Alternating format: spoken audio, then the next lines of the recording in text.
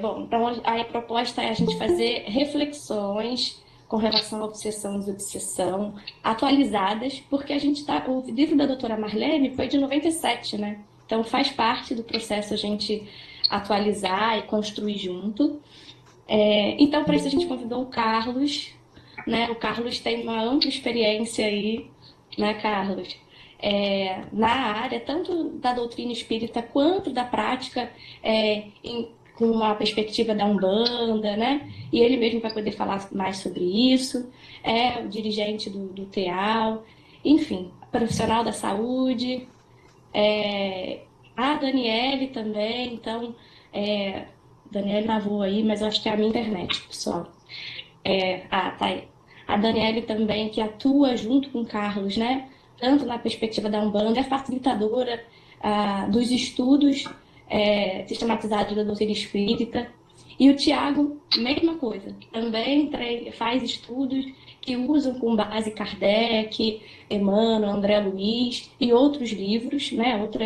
Outros livros, e também trabalha numa perspectiva da Umbanda. Então, que a gente queria receber com muito carinho, né? Vocês aqui, agradecer por vocês estarem aqui e pedir à Luísa para fazer uma oração. Lembrando, Luísa, que a gente sempre faz aquela vibração pelo MEDNESP, que é o congresso que vai ter ano que vem, em Ciência, Saúde e Espiritualidade. E ele é um congresso que reúne tanto pessoas da seara espírita quanto pesquisadores. Então, o pessoal se reúne tanto de casa espírita quanto de fora. É em São Paulo, e a gente está fazendo uma grande vibração para poder sustentar, que a gente sabe que tanto as casas espíritas quanto essas grandes obras precisam ser sustentadas por essa oração direcionada. Então, peço para não esquecer de direcionar a oração ao Mednesp. E também agora, esse final de semana, a partir de hoje, está acontecendo o CONDAME, que é um congresso que reúne o departamento acadêmico das AMES, que é onde tudo nasce, né? Nas pessoas que trabalham na área da saúde. Então, tá, pessoal, os estudantes estão lá na Bahia, com o Divaldo, tudo, construindo. Então, vamos aproveitar para fazer uma grande vibração para começar essa aula e também tudo que está crescendo aí em cima disso, tá? Então vamos.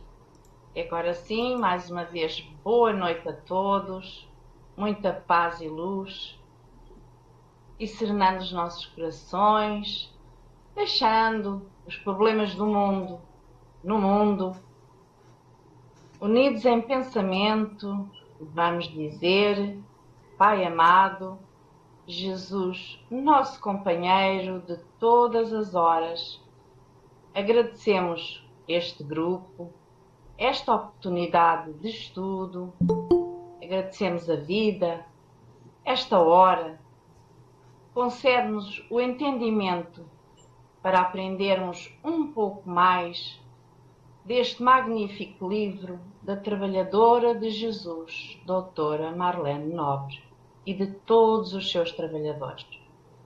Vibremos juntos com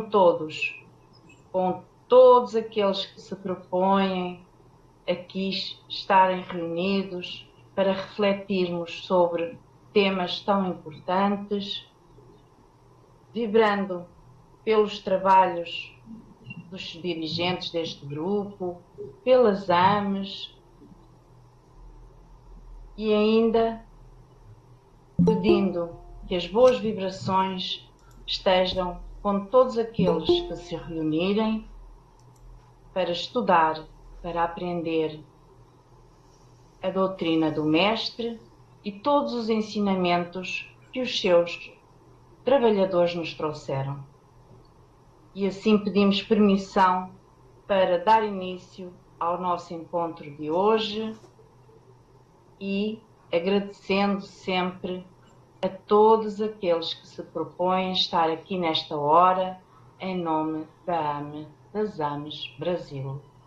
E um abraço fraterno deste país irmão, Portugal. E assim damos início a este estudo. E que assim seja. Graças a Deus. Graças a Deus. Natália, quer falar alguma coisa? Só queria mesmo agradecer, né, aos três que estão aqui hoje trazendo para a gente conhecimentos, né, informações para a gente ter um pouco mais aí de conhecimento. É sempre importante, né? Conhecimento não ocupa espaço e é libertador. Obrigada aí por vocês estarem aqui conosco essa noite. Por nada. Tá contigo, Carlos. No final a gente chama Daniele e Tiago, ok? Tá bom. Muito obrigado pelo convite. Eu realmente acredito, você já me ouviu falar algumas vezes, né? E eu realmente acredito nessas pontes, sabe? Quando a gente junta casas religiosas, né? Sem a menor pretensão que não outra de conhecimento, de fazer ali a caridade, né? Então, eu realmente acredito nessas pontes e quanto mais a gente se fortalece, mais longe a gente chega, mais pessoas a gente consegue atingir. Então, muito obrigado pelo convite mais uma vez. Eu só preciso fazer um comentário, assim, porque o português da Luísa é muito caro para mim, sabe? Me leva a lugares assim muito especiais, porque minha mãe é portuguesa, minha avó é portuguesa, minha irmã mora em Portugal, então esse sotaque é muito especial para mim, tá bom? Muito obrigado, hein? Nada é por acaso, né? A máxima do Espiritismo. Vamos começar. Quando você fez o convite para mim, falando sobre os processos mais especificamente de desobsessão, não é obsessão, desobsessão, mas desobsessão na Umbanda, né? Na temática da Umbanda, na religião da Umbanda, e aí eu fui tentar fazer um compilado de tantas coisas que a gente precisa abordar, porque a Umbanda é uma religião muito rica, né? E tem muitas e muitas e muitas influências, né? Tanto do candomblé quanto do catolicismo, do espiritismo, do catimbó, da jurema, da pagelança. Então a gente tem tantas influências que convergem numa religião só. Então, assim, também não é fácil, porque não tem uma codificação assim como é o espiritismo, sabe?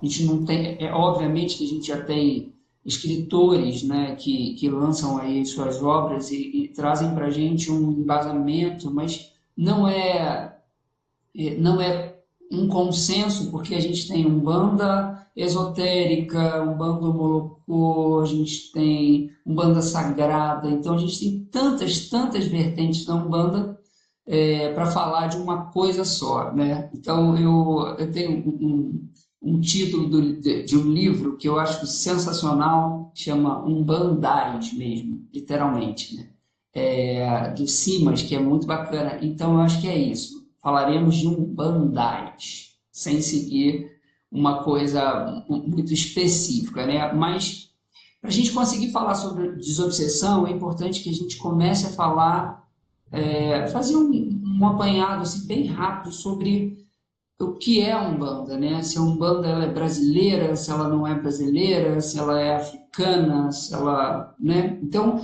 nos conceitos acadêmicos e históricos, a Umbanda nasce aqui mesmo, no Brasil, mais precisamente no estado do Rio de Janeiro, em Niterói, né?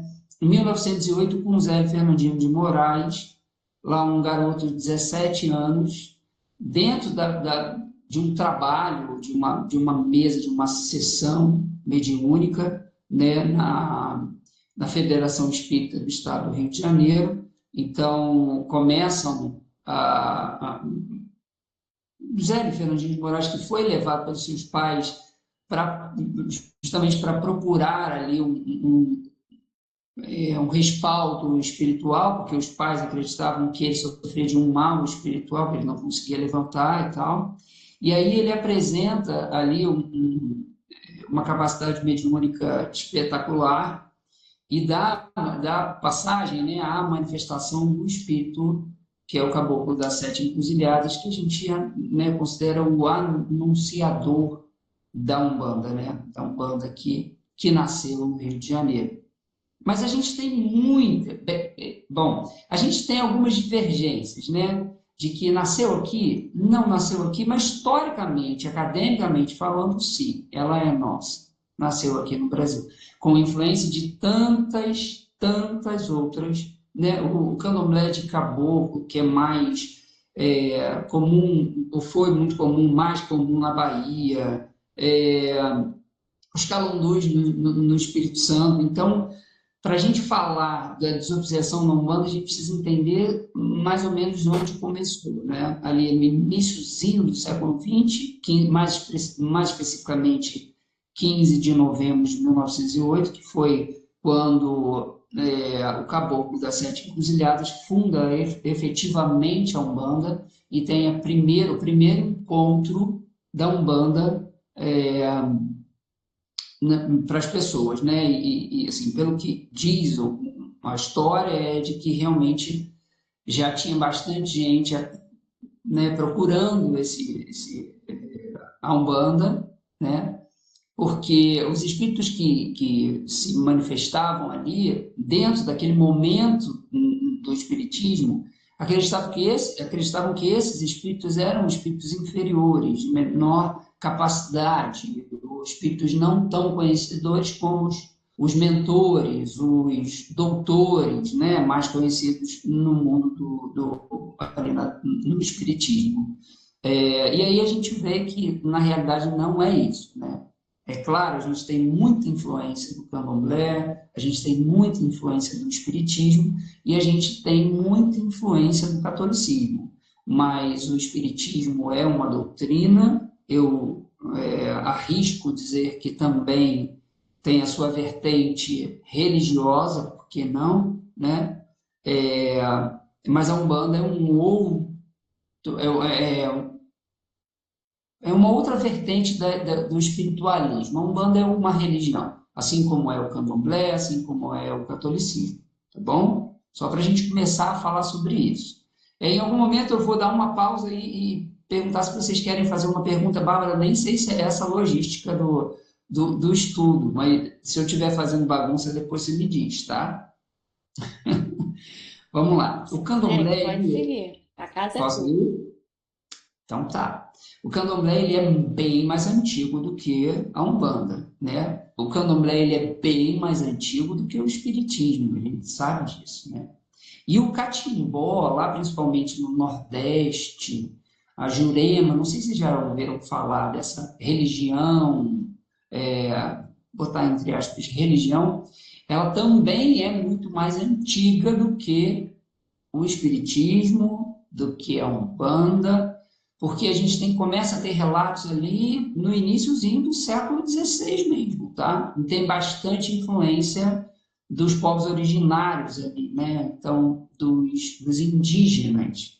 E, obviamente, depois que a gente começa a ter uma influência também grande da cultura africana e dos africanos também que foram trazidos para cá, para o Brasil, e foram escravizados, como vocês conhecem a história, tá? Não tô levando para nenhum outro lado que não histórico aí, né? E aí o espiritismo, bom, quando a gente pensa na manifestação do caboclo das Sete Encruzilhadas ali, no espiritismo, né? A gente tem relatos de que tinha uma médium clarividente naquele momento e falavam, né, falaram para o caboclo das Sete Encruzilhadas, mas, poxa, você está dizendo que é um caboclo, mas eu consigo perceber que suas vestes são vestes de um padre.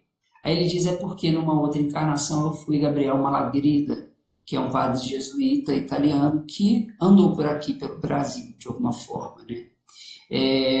E aí também uma roupagem, mas o que é interessante a gente começar da história da Umbanda por quê? Por quê que Zélio Fernandino de Moraes foi levado ao espiritismo? Porque os pais acreditavam que ele já tinha um mal espiritual. Então, foi levado a padres, os médicos, e as pessoas não entendiam como ele ficou doente e por que ele se curou, assim, dessa forma tão espontânea, tão rápida. E ele mesmo disse, amanhã estarei curado. Então, quando você leva alguém para uma vertente religiosa, obviamente que você já pensa, principalmente nas questões espirituais, materiais também, mas nas questões espirituais, e aí a gente já começa um processo de tratamento espiritual, né? De aconselhamento espiritual também, mas de tratamento espiritual. Então, eu penso que nesse momento, alguém entende que há uma deficiência energética ou espiritual que precisa de um tratamento. E eu acho que, nesse caso, a gente tem uma equivalência de obsessão, por que não, né? Mas o interessante é, fundada a tenda espírita Nossa Senhora da Piedade, que o nome eu acho realmente muito sugestivo, porque tenda tem uma coisa muito ligada a Umbanda, espírita, espiritismo, Nossa Senhora da Piedade, catolicismo, que são as predominâncias ali, né? E depois, obviamente, que a gente tem o culto aos orixás, né? Ou a referência aos orixás. Mas o que é interessante é, quando a gente começa na tenda espírita Nossa Senhora da Piedade, ele tem um formato um pouco parecido, obviamente, com o espiritismo com uma influência muito grande. Então, tem mesa, né? E tem trabalho de desobsessão nessa mesa. Depois procurem na internet, é muito interessante, assim, as primeiras fotos da tenda espírita Nossa Senhora da Piedade, porque tem ali pessoas sentadas à mesa numa reunião mediúnica mesmo, e que, pelo que tudo indica, havia já o processo desobsessivo, né, de trabalho, né, para encaminhamento dos nossos irmãos que estavam obsidiando, né, ali os que frequentavam e tal, e precisava desse processo de desobsessão. Então, quando a gente pensa, como se dá o processo de desobsessão na Umbanda? Qual o objetivo da desobsessão na Umbanda? É o mesmo objetivo do Espiritismo. É o mesmo objetivo que qualquer lugar que aconselhe espíritos, né? Que aconselhe espíritos para que eles entendam que o que eles estão fazendo prejudica tanto a pessoa obsidiada quanto o próprio obsessor, né? Então, é bacana a gente...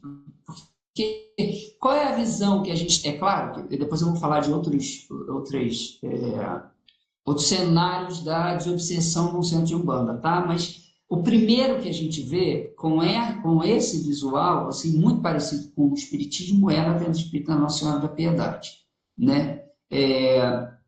Mas a gente não imagina, né? Quando a gente pensa, e justamente com o intuito de desmistificar, quando a gente pensa na Umbanda, a gente pensa logo nas incorporações, nos trabalhos dos Exus, dos pretos velhos, dos caboclos, né? Dos ciganos, bom.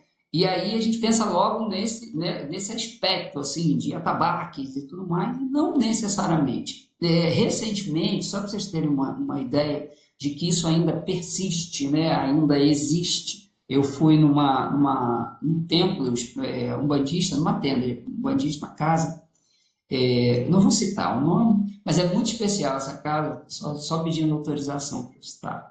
E estava tendo uma gira corrente ali, se eu não me engano, de Preto Velho, com atendimento dessa linha de trabalho, né, com todas as falanges que trabalham ali, e tinha uma mesa no meio do terreiro, basicamente, né, ali do salão do terreiro, né, especificamente do terreiro onde tinha o atendimento.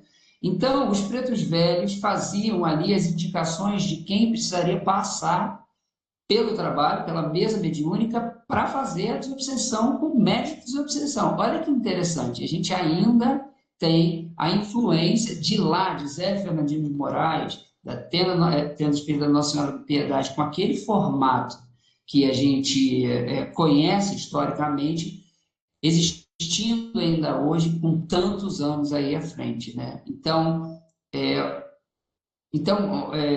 os outros formatos eu vou falar daqui a pouquinho. Preciso saber se alguém tem alguma pergunta até aí. Não? Senão eu posso continuar. Bárbara, se eu estiver fazendo bagunça, me fala, tá? E se você Posso? sentir à vontade, quiser falar também o nome, entendeu? Fica à vontade, tá? A gente teve um problema no início para a gravação, mas a gente está gravando pela tela do computador, tá? Talvez no iniciozinho tenha cortado. Tá. O que você acha que a gente não conseguiu falar? Que eu posso, de repente, fazer um resuminho rapidinho, ou então no final, se sobrar tempo. Você acha melhor? Não, pode seguir, vamos seguir, Posso? segue. Tá Depois a gente tem bom. que marcar um outro encontro, depois talvez na segunda parte do livro a gente marca de novo. Tá bom, combinado, combinado. Mas o que que é interessante a gente pensar? Aí agora naquele formato que geralmente a gente conhece das casas umbandistas, tá?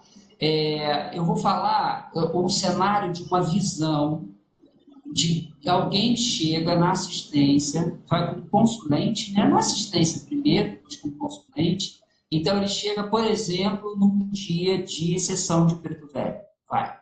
E aí ele tem ali a visão de alguém sendo atendido, né, o consulente, de frente para um preto velho. E aí o preto velho entende que esse irmão que está sendo atendido, o consulente, tem um processo obsessivo importante, tá? Talvez um processo de subjugação ou uma obsessão mais importante, não só uma simples, mas vamos começar com uma obsessão mais importante. E aí ele chama um médium que não está incorporado e diz, a gente precisa fazer o trabalho de desobsessão com esse irmão que está aqui de frente. Isso é preto velho, né? E aí o preto velho faz essa condução, o médium que é capacitado, tem bastante conhecimento e experiência em processos desobsessivos, né? Um médium, eu vou falar entre aspas, porque assim, eu vou tentar usar uma linguagem mais voltada para a Umbanda, tá? Que a gente conhece. Tá? Então, o médium de transporte, a gente entende que no Espiritismo, o transporte é uma outra coisa, tá? Né? Mas o médium de transporte, o médium de desobsessão, vai. E aí o médium de desobsessão entra em ressonância, faz acoplamento, o espírito obsessor faz acoplamento, né, mediúnico ali, acoplamento com esse médium, e aí, através desse médium, da incorporação, porque não é só psicofonia, é incorporação mesmo, tá bom? Há esse acoplamento e ele é tratado naquele momento. Isso se chama puxada, tá? E é uma puxada para esse tipo de atividade. Não necessariamente a puxada é só para processos obsessivos, tá? Mas nesse caso a gente vai usar esse nome, puxada. E aí esse é o primeiro cenário de atendimento de um guia, de uma linha de trabalho a uma pessoa que está em processo obsessivo. Beleza? Tá bom? A gente já falou, tendo Espírito da Nossa Senhora da Piedade com a mesa e esse outro centro que eu falei, que eu fui recentemente que tem mais ou menos o mesmo formato, digamos assim, que também trabalha com processo desobsessivo em mesa mediúnica.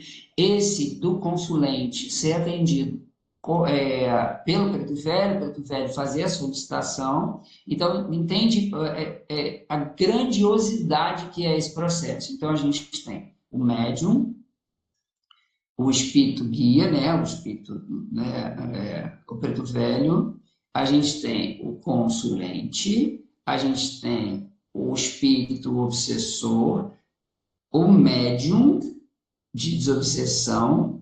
Todos esses espíritos, né, encarnados ou desencarnados, estão ali em comunhão para fazer um tratamento de alguém que precisa desse processo de desobsessão mais importante, assim, né?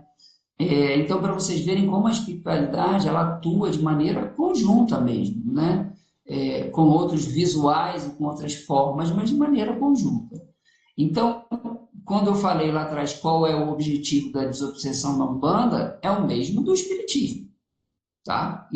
Com formas diferentes, mas mesmo do Espiritismo. O que acontece também em algumas sessões de descarrego, que também já ouviram falar desse nome, né? Sessão de descarrego, que geralmente essas sessões são feitas pelos Exus, né?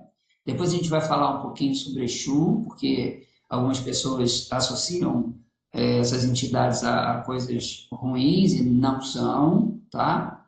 Então, geralmente é feito pelos Exus em um formato de gira, de círculo, né? E as pessoas entram nesse círculo, geralmente com os pés numa firmeza, ou feita pelo próprio Exu, a firmeza da casa, né? E aí eles fazem essa limpeza, essa desobsessão, tá? Então, descarrego. Nesse momento também, essas entidades são, eu vou falar, os obsessores, são tratados também nesse outro formato. Algumas casas que fazem esse descarrego com pólvora também, nos 4 cantos, ou movimento, ou em formato circular também, com o intuito mesmo de estabilizar energeticamente aquele grupo de pessoas, né? E grupo de espíritos também, desencarnados, né? E aí fazem nesse formato também com o processo de desobsessão, descarrego, desobsessão e tudo mais. Há quem acredite também que na entrada das casas, quem já foi em casa de Umbanda, levanta a mão. Já, né? Beleza.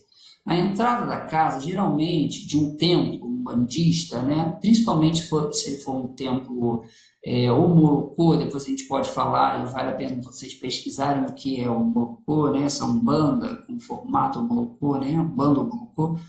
Do lado esquerdo, na entrada, tem uma firmeza de Exu, uma firmeza de guardião, geralmente é assim, né? E aí, algumas pessoas acreditam que essa firmeza, todo o aparato, vou falar o aparato, toda a firmeza, todos os instrumentos que são imantados ali na energia de Exu, têm a capacidade de fazer o processo obsessivo instantaneamente, como se fosse um imã, né? Algumas pessoas acreditam assim. Outras que esse lugar, que é a tronqueira, já ouviram falar desse nome? Na tronqueira.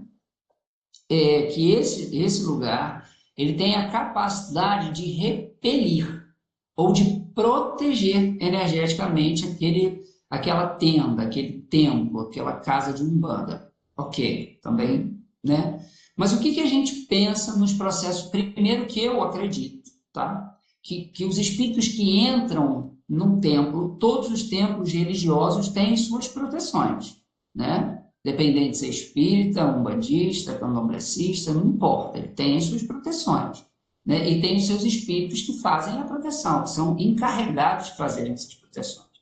Então, que eles fazem essa proteção, ok, tá? Mas o que eu acredito que todos os obsessores que entram num lugar que tem uma proteção tão grande, que é um templo, uma casa religiosa, é porque eles são permitidos para que entrem nessa casa para serem tratados. Então, qual seria a vantagem? Isso aí é um raciocínio meu, e por favor, se eu estiver errado, né, podem me corrigir. Mas qual seria a vantagem de eu deixar um obsessor fora de um templo religioso? A pessoa entra na casa, recebe tratamento, sai, o obsessor, se for uma obsessão mais importante, quando ela sair, se ela baixar de novo a vibração, esse obsessor vai novamente entrar em ressonância com ela, não é? Então, o que eu entendo? Que o obsessor ele entra no templo religioso com o intuito de justamente de serem tratados, tá bom? Alguém escreveu alguma coisa que Nossa Senhora da Piedade não tinha tronqueira, não é isso? Foi o que eu falei? Não tinha, porque não tinha culto a Exu, tá? Não tinha essa linha de trabalho, teoricamente não existia. A gente tinha 3 entidades que trabalhavam com Zé Fernandinho de Moraes. Isso. Pretos da Porteira, Pretos Velhos, quimbandeiros. Perfeito, perfeito. A quimbanda é uma outra religião, tá? Só para vocês entenderem. Depois a gente conversa sobre isso. Eu acho que a gente vai ter que conversar numa outra oportunidade, mas vamos lá. Então, Zé Fernandinho de Moraes tem a primeira entidade, teoricamente, a se manifestar e anunciar a Umbanda é o Caboclo das Sete Encruzilhadas, Pai Antônio, né? E depois o Orixá Malê, que é um outro espírito que aparece um pouco depois. Estudos dizem que mais ou menos uma década depois desse início, até porque Zé começou, fundou a Umbanda, né? Se a gente pode falar assim, com 17 anos. Ele era realmente um garoto, tá? Isso tem que saber. Então, se tiver alguma equivalência de quebra de demanda, de limpeza energética, ou de alguém que trabalhasse com uma coisa mais pesada, quem fazia isso era o Orixá Malê, tá bom? Que era a entidade que trabalhava com Zélio Fernandinho de Moraes. Alguns dizem que ele era hindu, alguns dizem que era do povo malê árabe, não há um consenso nisso, tá bom? Mas, de qualquer forma, a Teonqueira, como as casas homolocôs têm, algumas outras casas, né, de Umbanda, ela é muito mais um espaço energético do que visual. Ele é visual também pelas ferramentas e tudo que é colocado ali, né? Mas ele é muito mais energético do que visual, tá bom? Porque por mais que visualmente não tenha uma tronqueira, necessariamente há a proteção do templo religioso, tá bom? Beleza? Ô, Bárbara, a gente termina em 13 minutos mesmo, impossível, a gente não consegue falar tudo que tem para falar. Olha, a gente costuma terminar às 9, dá até para passar uns 10 minutinhos, porque assim, a Daniela e o Thiago também querem comentar. Mas Tá bom, fica mais 10 minutinhos para você falar e a gente abre para eles. E se aí se estender um pouquinho, quem tá puder bom. ficar, né, até o final é bom. Vamos aproveitar essa oportunidade, né? Tá, Vamos então lá. deixa eu tentar A correr. gente não pode Vamos lá. estender muito, porque a gente tem um Não, não, tá compromisso com um tranquilo, grupo tá tranquilo. espiritual. Tem isso. Mais uns 10 minutos por aí, tá? Não, deixa comigo. Quando a gente fala dessas entidades, os Exus principalmente, que são excelentes conhecedores de quebra de demanda, ou quando a gente fala sobre tratar do que é mais terra a terra, da energia telúrica, ou de coisas parecidas com o que a gente vibra, os Exus são. Quando eu falo Exus e Pombogiras, tá? Ou Pombagiras, mas Pombogiras que têm a mesma equivalência, digamos assim, que são da linha da esquerda, que trabalham com esse tipo de energia, né?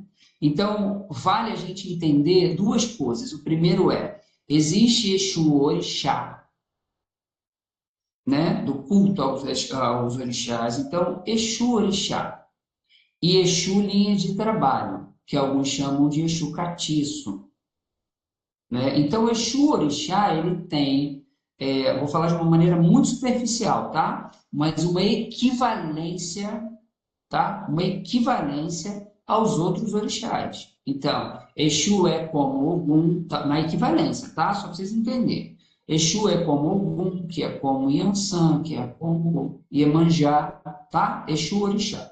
E o Exu que a gente conhece para quebra de demanda, para limpeza, trabalho de obsessão, descarrego, é o Exu falangeiro, o Exu linha de trabalho, como é uma linha de trabalho de preto velho, como é uma linha de trabalho de caboclo, de baião, tá bom? Só para essa diferença. E Exu não tem nada de mal, tá? É só para vocês entenderem. Exu são espíritos já mais evoluídos, assim como as outras entidades, né? São espíritos mais evoluídos do que nós e fazem essa beleza que é cuidar da gente, né? Nos processos obsessivos são muito, muito importantes, tá? Só para a gente desmistificar de que Exu é diabo, não, tá bom? Não, por favor, tá bem? Agora eu quero falar uma coisa rapidamente para a gente. Hoje chama era Malaio, numa sessão, tá? Quando a gente fala de descarrego, né, desobsessão, eu vou dar o exemplo aqui da nossa casa, tá bom? Quando a gente entra aqui, no TEA, o Templo Espiritualista Amor e Luz, quem quiser seguir, fique muito à vontade, tá bom? Quando a gente entra aqui na casa, a gente não tem um processo, não tem um trabalho de desobsessão propriamente dito, tá? Mas a gente tem um trabalho que foi o que fundou o TEAL, né? Nós nascemos desse trabalho, que é a oficina de sentimentos. E depois da oficina de sentimentos, a gente tem um tratamento de paz, que na prática é desobsessão. Tá? Na prática é desobsessão. Não é antigoécia, não é um trabalho de obsessão com esse nome, mas ele faz mais ou menos a mesma coisa. Só que o que é mais peculiar e mais interessante é que tanto a oficina de sentimentos quanto o tratamento de paz, assim como o TEAL, são dirigidos por um guardião de Umbanda. Tá? Então, para vocês verem que a Umbanda e os guias da Umbanda, as linhas de trabalho, os falangeiros, eles permeiam em tantos outros lugares que não só nesses que a gente consegue observar tão explicitamente, né? Então, o que o nosso guardião diz, né? Ele diz, a gente precisa, e isso é um ponto importante para os processos de obsessão, ele diz, a oficina de sentimentos é onde a gente começa o tratamento de passe, porque é ali que a gente recebe as pessoas e a gente se conhece. É ali que a gente começa a fazer a nossa reforma interior. Porque não adianta processo desobsessivo, né? Trabalho de desobsessão, se a raiz do problema não se modifica. Porque ele vai ser paliativo, ele vai se sentir melhor? Vai. Claro que vai. Se ele receber um passe, ele já vai se sentir melhor. Se ele fizer um trabalho de desobsessão, obviamente que ele vai se sentir melhor. Mas se ele continua vibrando energeticamente com equivalência aos obsessores, ele vai ressonar de novo. Ele vai entrar em comunicação, mais uma vez, com os espíritos obsessores. E aí, ele pode começar no processo de obsessão simples, depois ele vai se aprofundando nesse processo de obsessão, e a gente sabe que o final disso não é bom. A gente tem aí o vampirismo, a gente tem a subjugação, a fascinação dos médiums, né? Principalmente dos médiums, né? Que trabalham mais ostensivamente. Então ele diz, o nosso guardião, ele diz, olha, a oficina de sentimentos, que é o momento da gente se comunicar, da gente aprender e fazer essa troca, e é o mais importante, que é onde a gente corrige esse problema, ou sana esse problema, é ali na oficina de sentimentos, que é onde a gente aprende a olhar para dentro e se reconhece em tantas histórias que a gente ouve. Aí depois ele entra para o tratamento de paz, tá? Que tem essa equivalência mesmo, no geral, ao processo de obsessão. Então, tem tantos outros formatos que não só esse que a gente conhece da antigoécia ou da mesa mediúnica, ou de alguém que faça a desobsessão, seja médium de obsessão no centro espírita. Eu acho que eu consegui falar quase tudo, hein? É isso. Ah, interessante, o primeiro livro que a gente conhece de Umbanda falando sobre Exu, procurem, que é bem interessante também. É escrito por o Tancredo da Silva Pinto, em 1951, né, que, teoricamente, ele é o fundador da Umbanda Molocô. Chama Tata Tancredo, tá? Tata Tancredo. E ele tem ali a figura de Exu com aquele aspecto mais africanizado, né, com uma característica muito mais parecida ao orixá Exu do que propriamente o que a gente conhece de capa, cartola, bengala, tridente, tá bem? Bárbara, eu acho que eu consegui falar quase tudo que eu queria. Eu acho que dá tempo aí de vocês comentarem. Uma coisa que é importante para a gente abrir para as perguntas e para o comentário das pessoas. Existe, como eu disse, não há uma codificação como o espiritismo, né? Então, a gente tem influências de muitas vertentes religiosas, a gente tem muitos escritores, muitos zeladores, né, de casas que fazem a sua Umbanda, Então, não tem um formato muito. Claro, a gente tem ali a referência, os arquétipos. A gente, o nome do livro, Umbandas. Umbandas, que eu falei, é mais histórico, tá? Ele é historiador e tal. Nada. É, então, a gente não tem mesmo uma codificação. Então, a gente tem vários formatos de fazer Umbanda com aqueles mais ou menos com o mesmo a aparência visual, né? Os seus fundamentos são diferentes, alguns fazem de maneira diferente, mas quando a gente fala sobre os arquétipos, sobre os orixás, sobre preto velho, caboclo, e beije, né? Crianças e tal, mais ou menos todos têm a mesma característica, tá? Mas cada um faz uma Umbanda do jeito que entende melhor, né? Não tem. Se vocês forem pesquisar, a gente tem muitos tipos de Umbanda, tá? Muitos tipos mesmo. E tá tudo certo, tá? Não é uma melhor do que a outra, não é uma mais certa do que a outra. São jeitos diferentes de fazer Umbanda, tá? Umbandais. Assim como diz o nome do livro, que é muito interessante, bem sugestivo.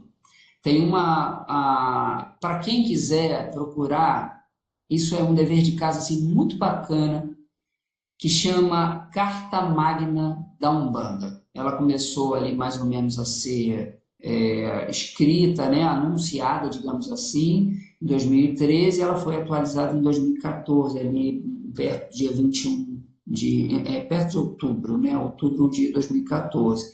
E essa Carta Magna da Umbanda, ela tem apoio de mais 4.000 templos religiosos. Então, ela fala sobre cremação, sobre aborto, sobre tantas coisas. Se ela é se a Umbanda é uma religião reencarnacionista. Então, é interessante, procurem, tá bom? Procurem bastante. E aí, para os médiums, esse é o conselho, hein? Esse é o conselho, porque eu me incluo nisso, tá? Sabe, orar e vigiar é bem por aí mesmo, tá? Então, para nós que somos trabalhadores da seara espírita, ou simpatizantes, ou estudiosos, é, a gente só entra em ressonância Bom, a obsessão simples é uma coisa mais comum, a gente entende e sabe disso.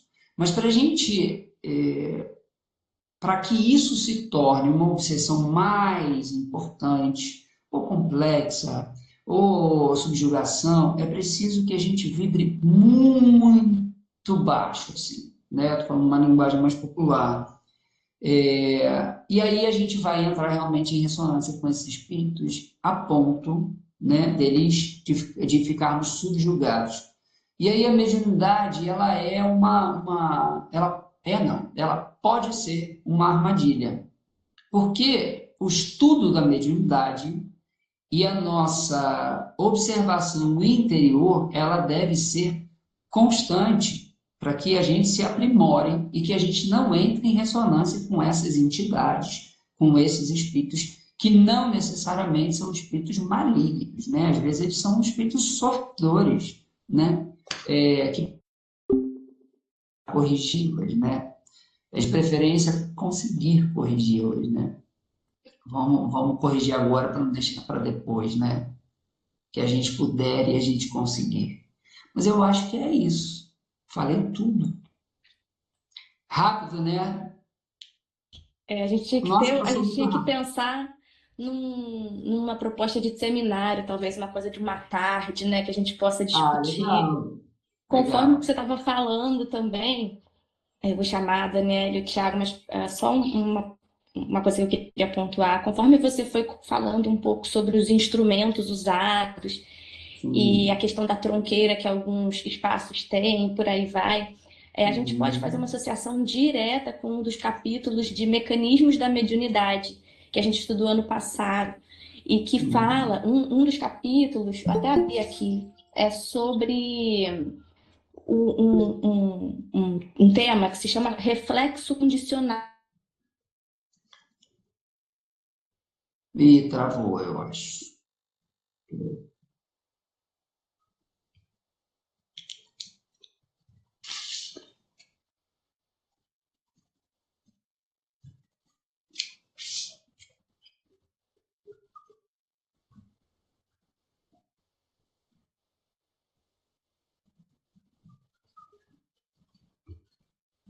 Perfeito, excepcional, ótimo apontamento, incrível, é isso mesmo.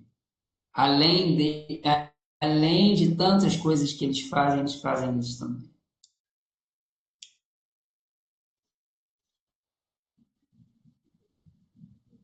Uhum.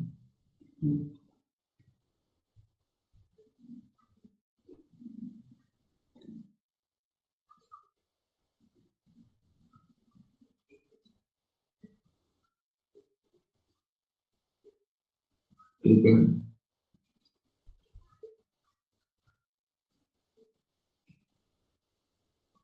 Sim.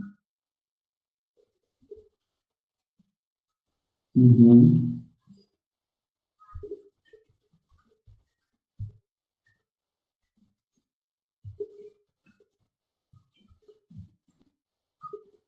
Boa noite, pessoal. Para quem eu não falei no início, agradecer a vocês aí por receber a gente no espaço de vocês de estudo.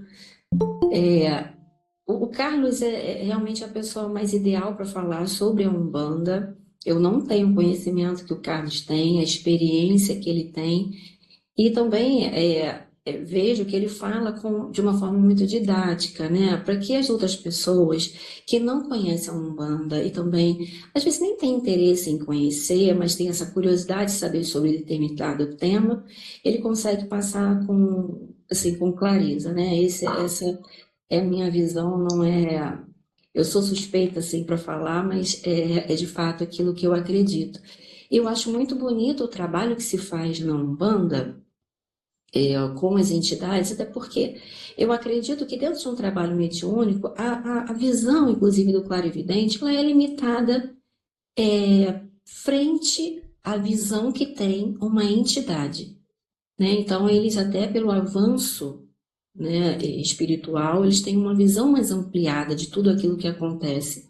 Então, acho que isso também traz uma segurança muito grande, porque a gente sabe que os espíritos enganam, né? Até os médios clarividentes. Então, é um trabalho muito bonito que se faz, mas sobretudo, é a gente realmente ampliar também a nossa visão para entender que esses espíritos são os mesmos que atuam nos centros espíritas e também se revestem, né, com os arquétipos para se apresentarem, fazerem esse trabalho na Umbanda. E também eu acredito, pelo que eu venho estudando e venho vivenciado, que antes de mais nada, o trabalho de desobsessão é para nós trabalhadores. Antes de mais nada, para isso. A espiritualidade é super capaz de fazer um trabalho de encaminhamento, mas eu acredito que quando nós estamos reunidos e a gente está dialogando com o espírito que precisa aprender sobre amor, antes de mais nada, as palavras são para nós mesmos, para aquela equipe que precisa se afinizar para estar dentro de um trabalho, porque se não houver, né, afinidade entre nós da equipe, o trabalho fica frustrado, não acontece como deveria acontecer, a gente dá brechas. Então, o trabalho de doutrina, antes de tudo, é para nós. E tem uma.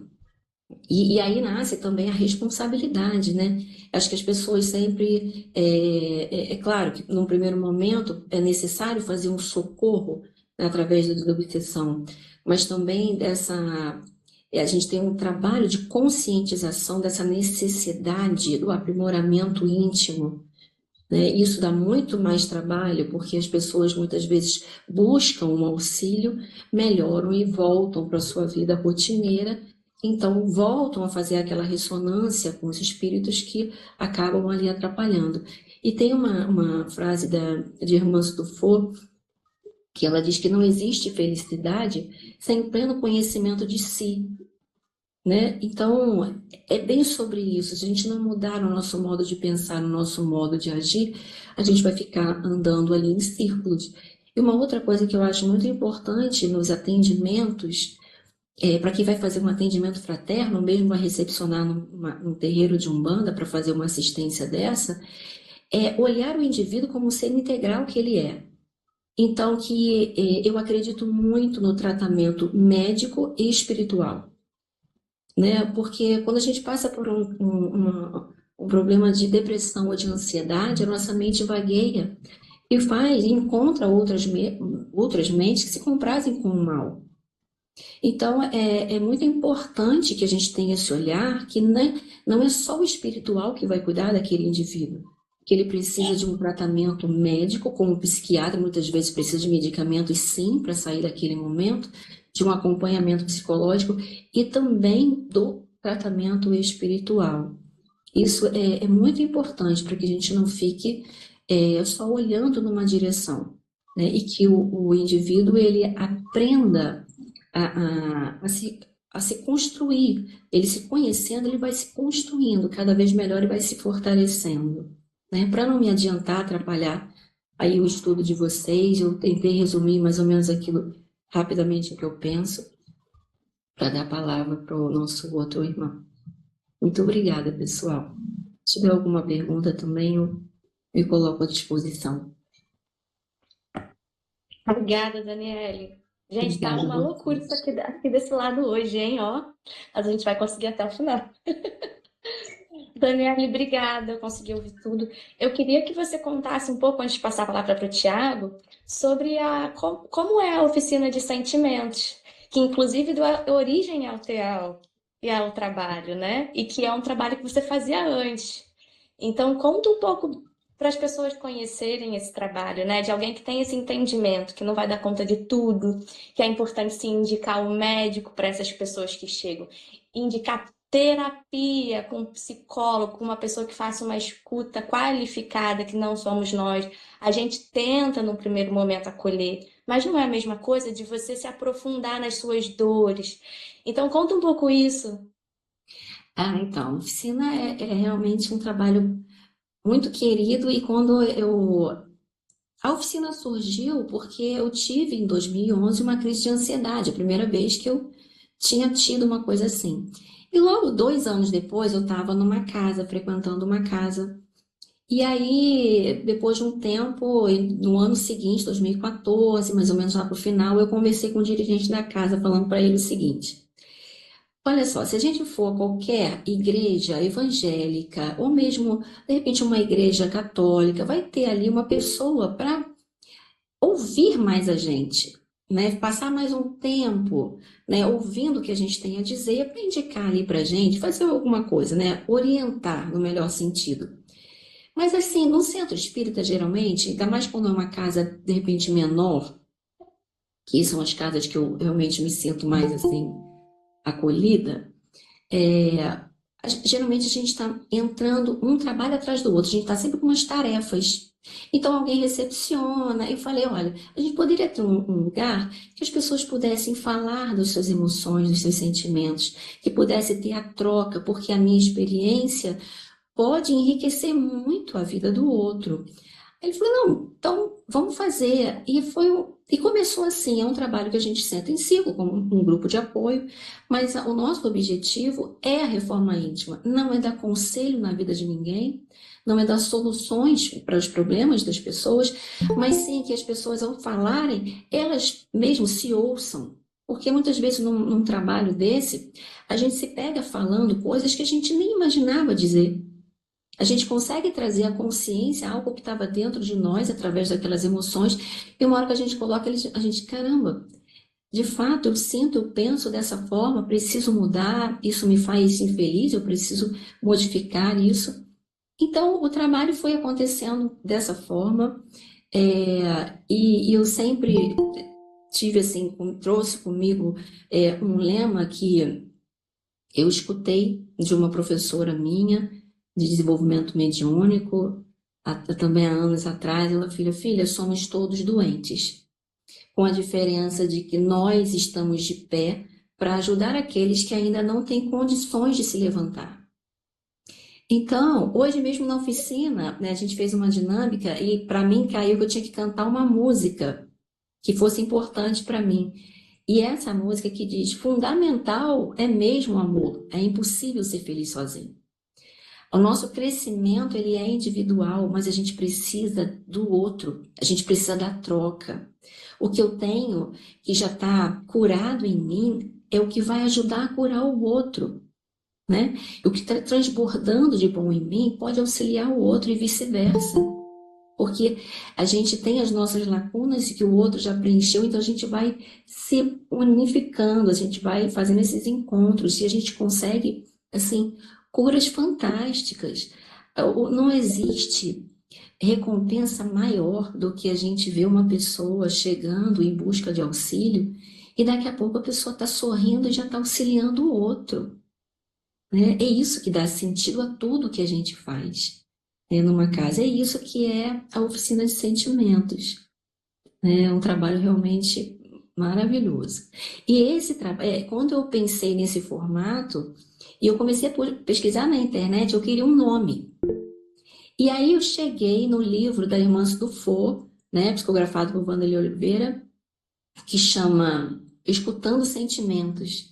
E ela faz essa proposta que toda casa deveria ter uma oficina dos sentimentos, né? Que isso é muito importante. Então, tá logo lá e depois ela desdobra, falando por que a importância de se ter esse trabalho, porque são numerosos os espíritas que chegam do outro lado da vida muito perturbados, né? Então, não basta a gente estar inserido no meio da doutrina espírita se a gente não procurar de fato nos conhecer, nos conhecer. É sobre isso sempre, é sempre sobre isso, para que a gente chegue lá melhor, mais aliviados, né? Ser espírita, estar numa casa ou apenas ler, né, sobre a doutrina ou estudar sobre a doutrina, não nos capacita a sermos espíritos melhores. É a ação na vontade, é a ação de querer ser melhor. Inclusive, quando nós estamos obsediados,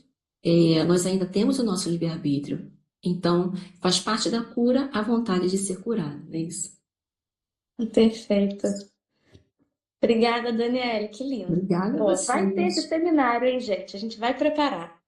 Agora eu vou chamar o Tiago, que pacientemente aguardou até esse momento para poder dar a sua contribuição, né, dentro desse tema. Tiago, tá por aí?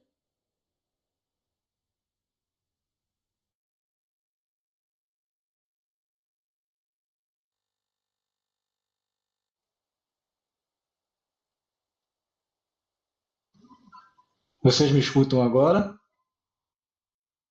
Ah, que bom. Microfone errado aqui no computador. Escutando todo mundo, mas estava silenciado. Bom, boa noite a todos.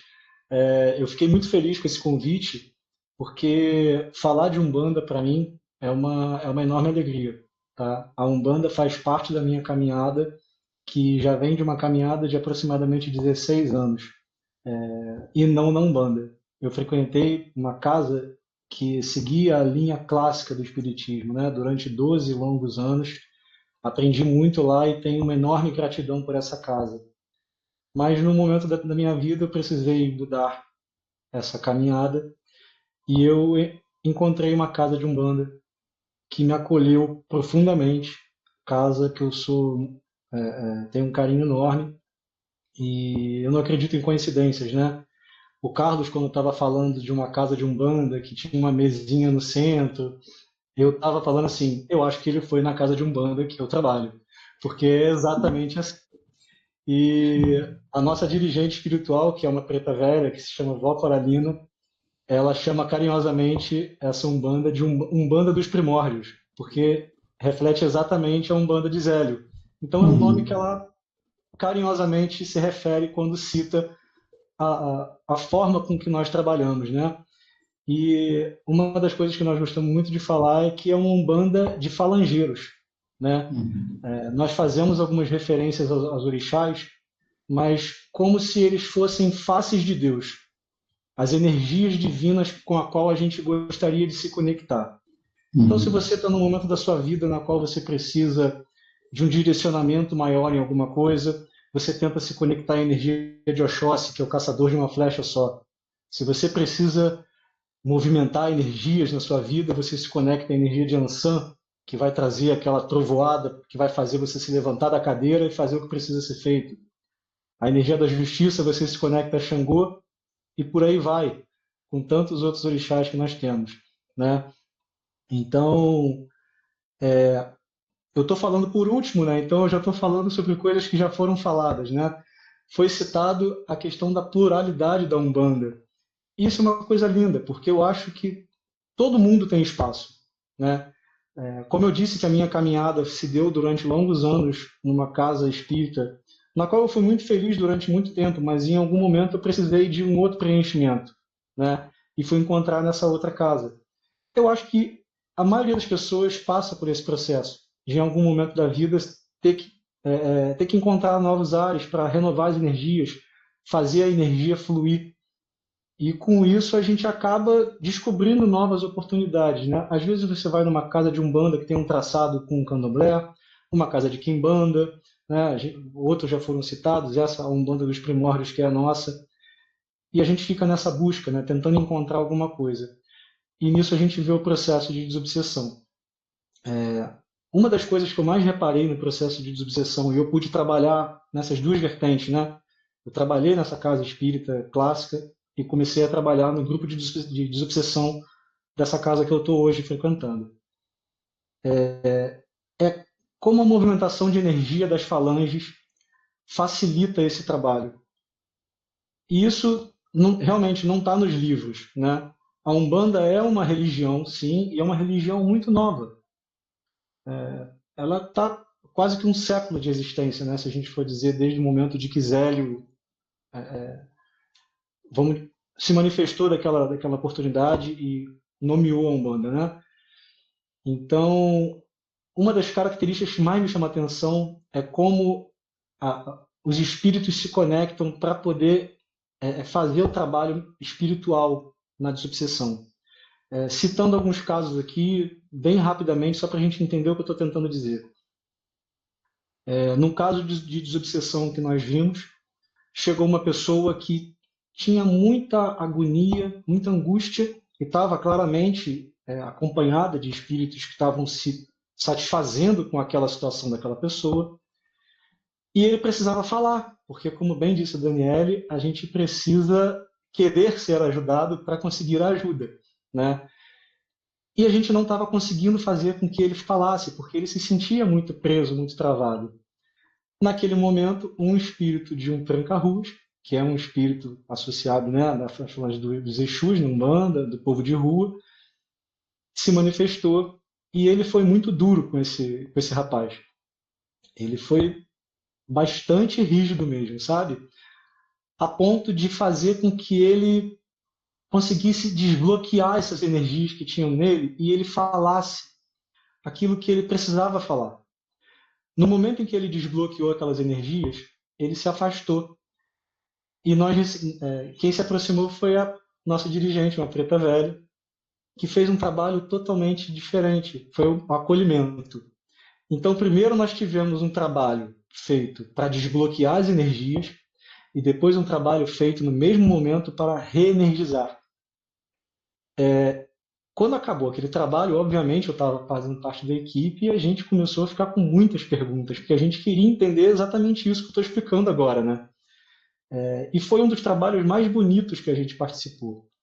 Mas ele não começou bonito, tenho que admitir, né? A gente já imaginou que a coisa fosse por um lado, e quando a gente entendeu aquilo, a confiança no trabalho aumentou exponencialmente. Porque você começa a entender como os espíritos funcionam, como os espíritos agem. Os espíritos falangeiros do povo de rua, né? As pombagiras, os exumirins, os malandros, eles têm um jeito bem peculiar de atuar, mas a gente tem que entender que eles são espíritos também em evolução. E eles têm uma energia mais densificada. Justamente porque o trabalho deles é nesse local, com espíritos que estão mais densos também. O que não quer dizer que eles não trabalham para a luz, que eles não trabalham para o bem. Então, o que eu entendi nesse processo é que realmente na desobsessão, a forma das casas ela é menos importante, porque o objetivo, no final das contas, é o bem maior, é a caridade, é auxiliar aquelas pessoas que buscam. Então, falar da Umbanda, para mim, ela está nesse lugar de carinho, tem um lugar especial para falar sobre isso. Eu sou muito feliz trabalhando. A Daniela comentou também uma coisa que me chamou a atenção e eu concordo em gênero, número e grau.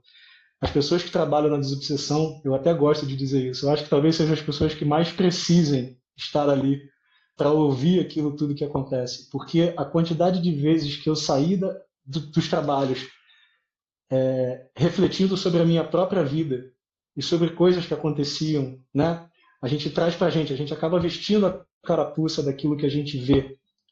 É uma forma de você se trabalhar também, né? Você ajuda quem está buscando ajuda, mas você também faz aquele trabalho íntimo, né? A reforma.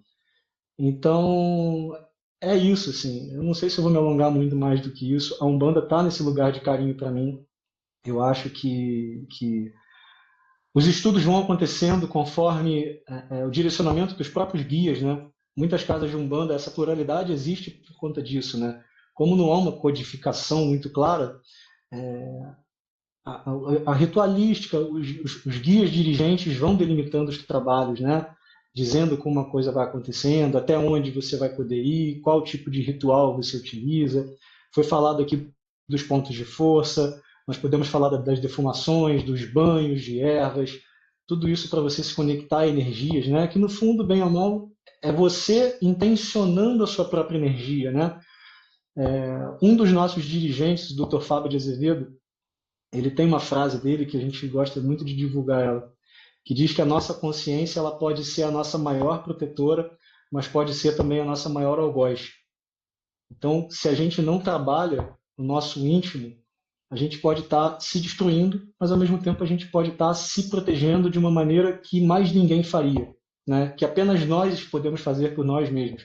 Afinal, se a gente acredita na reencarnação e que a gente está aqui tentando aprender, no final das contas a gente vai encarar só a nossa própria consciência, né? Então é dela que a gente tem que tomar conta. Então, queria agradecer esse convite da Bárbara, de todos vocês, estou à disposição aí para perguntas, se alguém quiser falar alguma coisa, tá bom? Ai, que lindo, gente. Muito obrigada. O seminário já está agendado, porque realmente foi pouco tempo.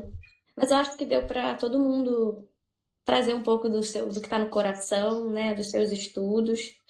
De fato, a gente precisa. A reunião foi gravada, a gente só perdeu o iniciozinho, mas de fato, relacionar tudo isso que a gente falou com alguns capítulos do Mecanismos da Mediunidade é muito enriquecedor. Um deles é o que está na minha cabeça aqui, né? Que é o capítulo de reflexo condicionado. Muita coisa se explica ali. O próprio Chico, quando o André Luiz falou né, por meio de Chico, trouxe inclusive esses relatos, né, dos instrumentos, dos cânticos.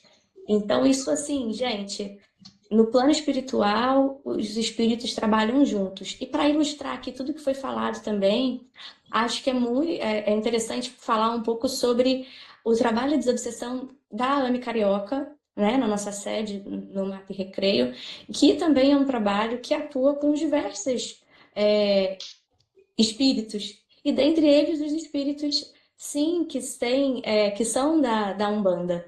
Né? Então, é um trabalho interno que são da Umbanda, né? Porque é isso, é da Umbanda.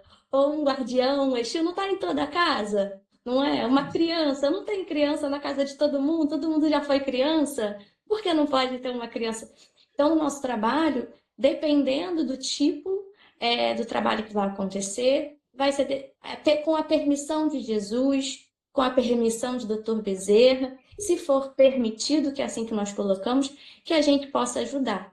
E assim o trabalho é feito com muita confiança e com muito amor, né? Mas essas coisas, às vezes, a gente não está aqui para ficar levantando bandeira, né? Muitas vezes o preconceito é muito maior do que a vontade de realmente ser um espírito abnegado e amoroso. E é por isso que a gente está aqui, para dizer que no final são nomenclaturas diferentes para falar sobre a mesma coisa, que no final são arquétipos, os espíritos eles podem se apresentar como eles desejam, né?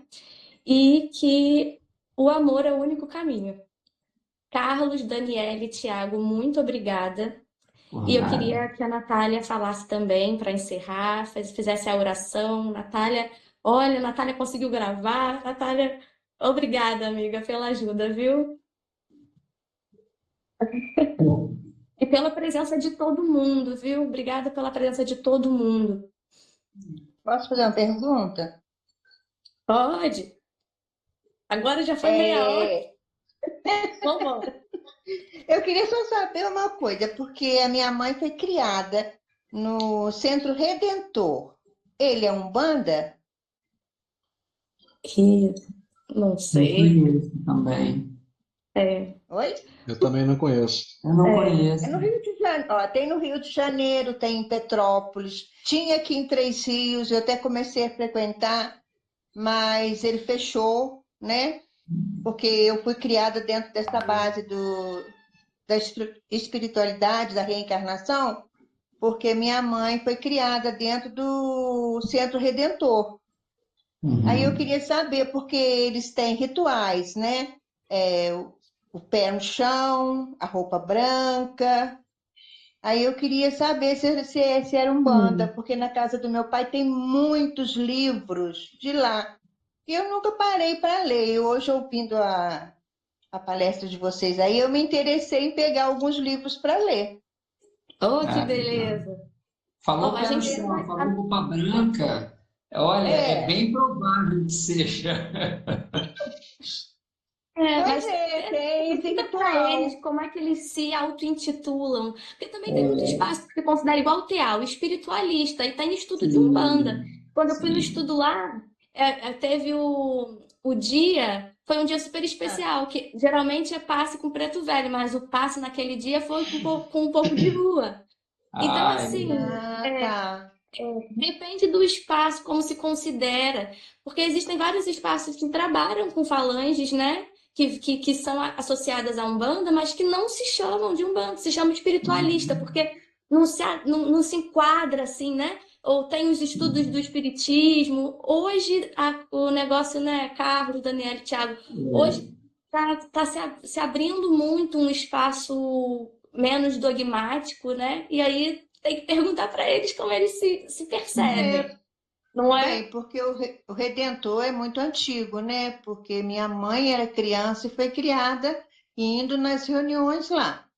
Lá eles sim, fazem a leitura do Evangelho segundo o Espiritismo e depois tem outros assuntos que eles fazem lá, comentam, né? Tem psicografia com as pessoas presentes na reunião. Se tiver alguma mensagem, a passividade já é falada para a pessoa, aquilo que de repente a pessoa está se perguntando internamente, aí a resposta já vem ali para ele na hora.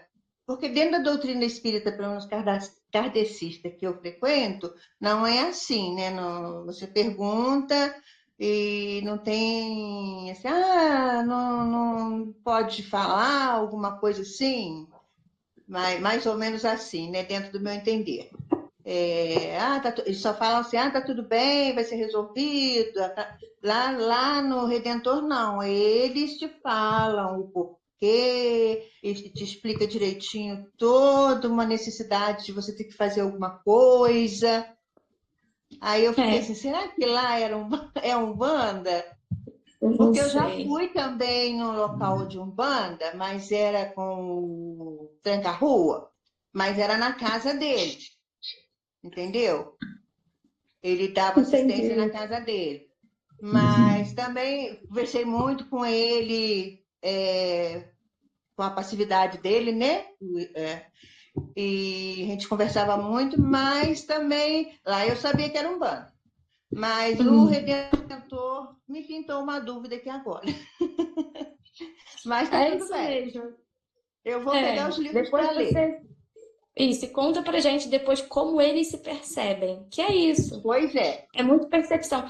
Na nossa sede, a sede da AME, que fica no MAP, o MAP é universalista, por exemplo. Então, muitas Uhum. pessoas têm Sei. dificuldade de se dizer eu sou isso, eu sou aquilo.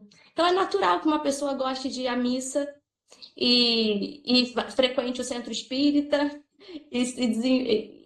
Isso pode acontecer, né? É, Cada um vivencia a sua espiritualidade da sua forma. E aí, por isso que cada um está onde se verdade. sente bem, né? Então, aí. depois conta pra gente, Pode porque deixar. Se eu não contar, eu passo para a Natália para ela contar.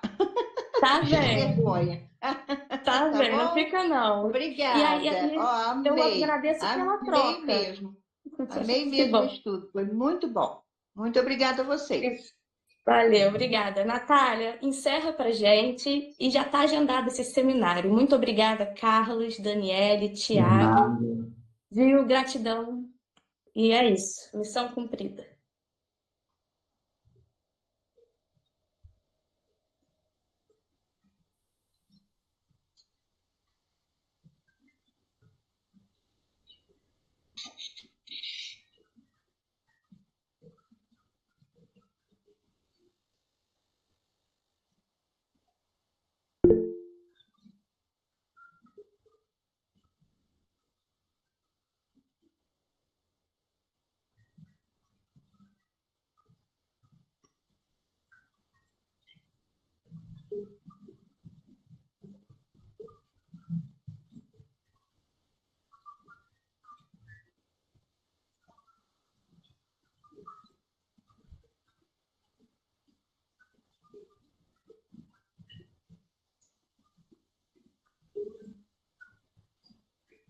Esse não foi, né? Graças a Deus. Graças a Boa Deus. noite, pessoal. Obrigada. Obrigado, gente. Boa noite, gratidão. Boa noite, obrigado, gente. Valeu. Boa Obrigada noite. pelo estudo. Um abraço para Boa você. noite. Maravilhoso. Gratidão mais uma vez. Tchau, tchau. Tchau, tchau.